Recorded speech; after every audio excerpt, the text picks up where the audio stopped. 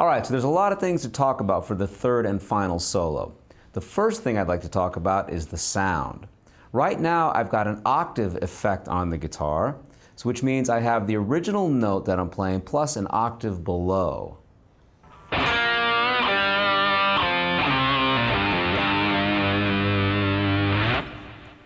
And this solo also uses a slide towards the second half, so we'll talk about the slide as we get there. We've got the octave effect on the solo. And now I'm going to talk about the rhythm. Rhythmically, I'm starting off with a swing feel. Even though we're playing with the same backing track, I'm using a swing feel in the beginning for the first half of the solo. So the first lick goes like this.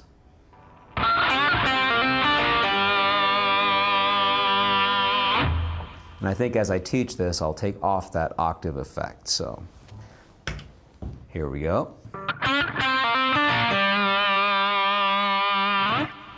Now, a swing feel is something you more feel rather than count out. Technically, if you take 16th notes, we're delaying the second and the fourth 16th note.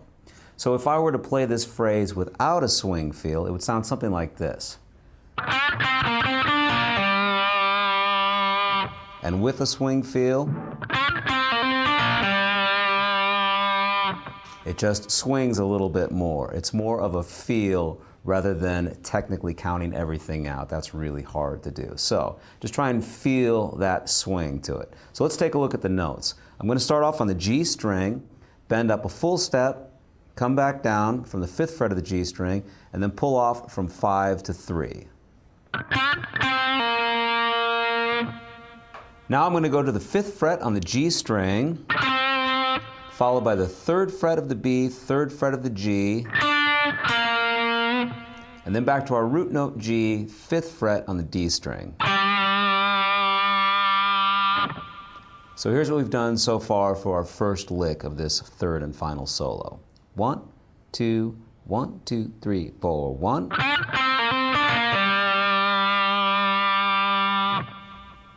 And now we're going to have a response to that lick, kind of a blues style call and response phrase here. So here's the second half of this lick.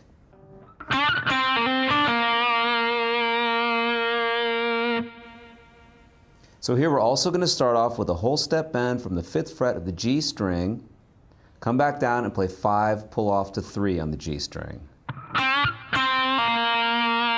Back to 5 on the G, 3 on the B string, and this part of the lick will end on the 3rd fret of the G string.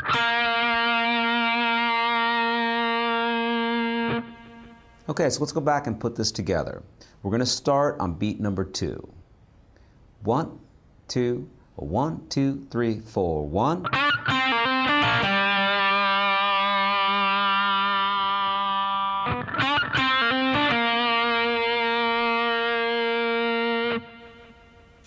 All right, let's move on to the second lick of this solo. We're going to continue with our swing feel. This will start on beat number 4. I'll go ahead and play through it and then we'll break it down. 1, 2, 1, 2, 3.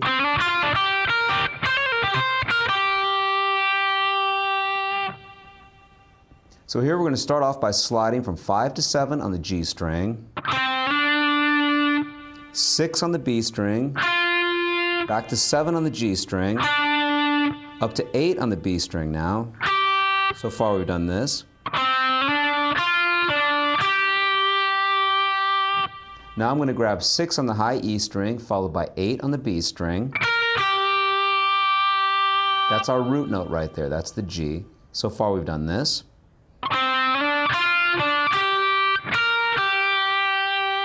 Now some hammer-ons and pull-offs on the high E string, 8, 9, 8, 6. And this comes from the G blues scale. When we grab that D flat note, that's from the G blues scale. Back to our root note G, 8th fret on the B string, 8 to 6 on the high E, and then finally we're going to end on our root note G, 8th fret on the B string. So with the swing feel, starting on beat number 4, here's the lick. 1, 2, 1, 2, 3.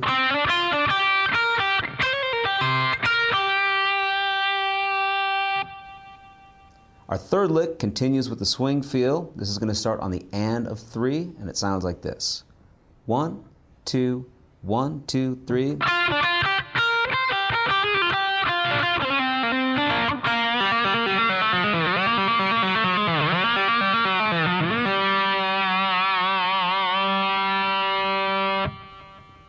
So this lick, which starts on the and of 3, will start off on the 6th fret of the B string, followed by 7 on the G string. 6 to 8 on the B string. 6 to 8 on the high E, followed by 8 on the B string. So you have to pivot there with your third finger.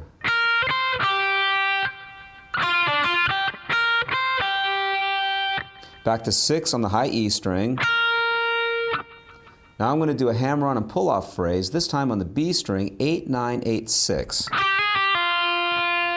And that's a little bit unusual there because our root note G is found on the 8th fret of the B string, and we're going to hammer on a half step above G to a G sharp note. But that's something Blackmore does all the time and gets away with. It sounds great.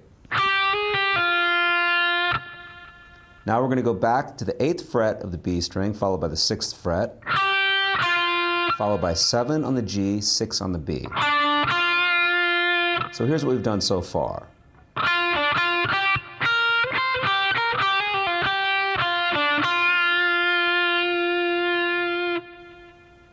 Now I'm going to shift position using notes from the G blues scale. On the G string, I'm going to slide 5, 6, 5, pull off to 3.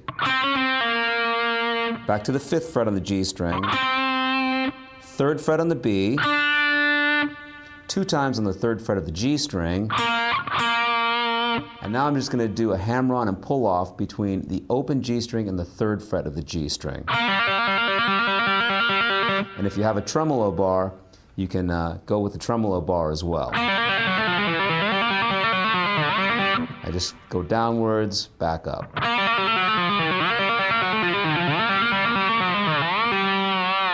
And I end the lick on the open G string because that gives me time to grab the slide, which I will then use to move into the next section.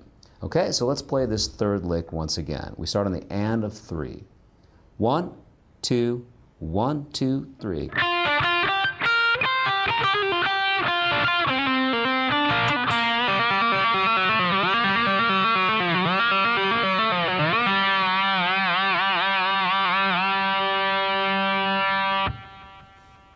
Okay, as you can see, I bought myself some time to pick up the slide. For the next section, I'm going to use a slide, and this is something Blackmore does so well. His notes are really, really smooth sometimes. You don't even really notice that he's using a slide, but he does this quite often. So what I'm going to do is I'm going to show you the notes that we're going to play with the slide, but I'll show you them first without the slide, and then we'll pick up the slide and use that. So here are the notes for the B section here. We're going to start off with G on the 5th fret of the D string, followed by the 2nd fret to the 3rd fret of the G string. I'm going to slide up to the 7th fret of the G string, strike that again and slide back down to the 3rd fret, and then strike the 3rd fret one more time.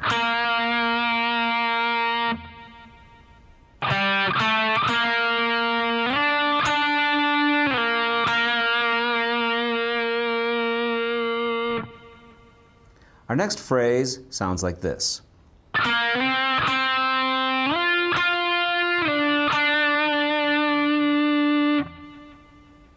Still on the G string here, we're going to slide from 3 to 5, strike 5 one more time, then we're going to slide up to 10, strike 10 again, slide back to 7, and strike 7 once again.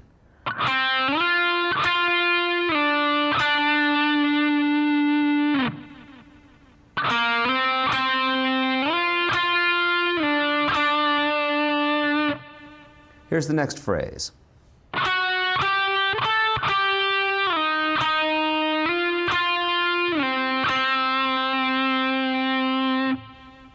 Still on the G string, 11, 12, 14. 12, slide back to 8, strike 8 once again. Then we're going to slide up to 10, strike 10 once again, slide back to 5, strike 5 once again.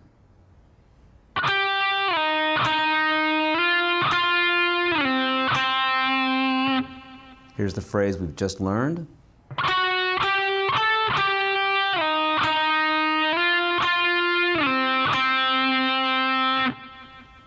And here's the next phrase.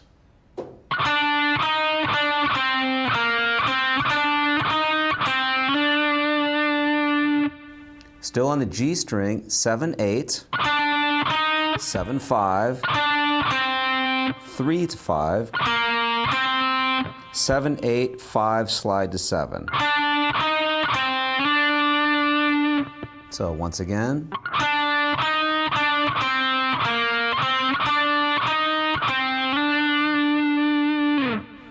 And here's the final bit of this solo.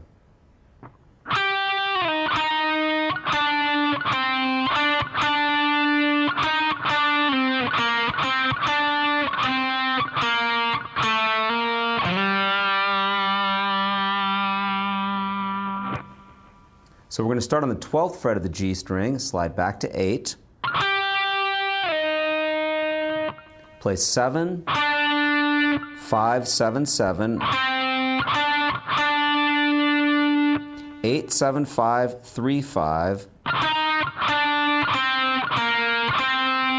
7, 5, 3, 2 to 3, and we finally end on the root note G, 5th fret of the D string. So everything is played on the G string with the exception of that last note. Okay, so let's go back now. Here's the entire B section played without the slide. 1, 2, 1, 2.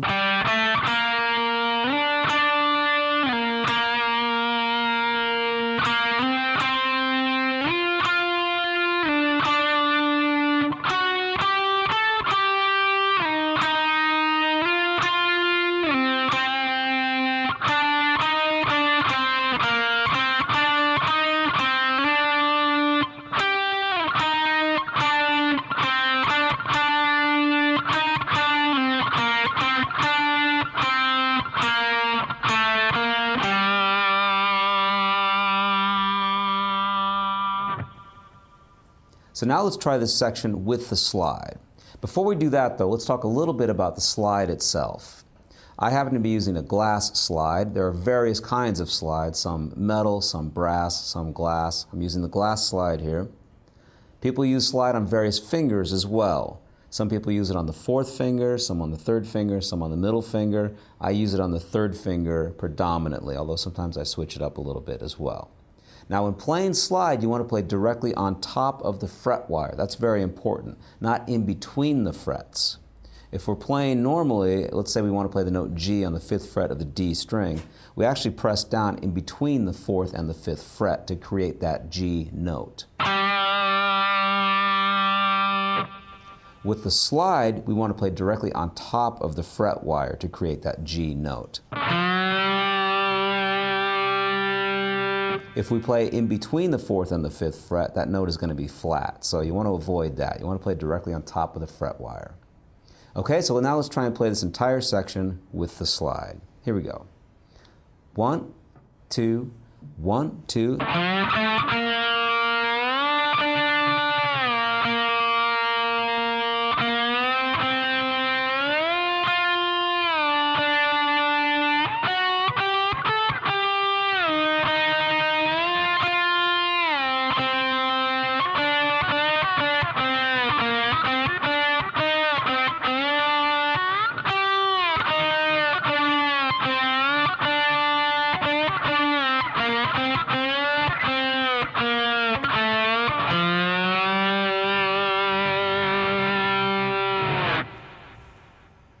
All right, and that gives us our 3rd and final solo. So have some fun with the backing track on that one.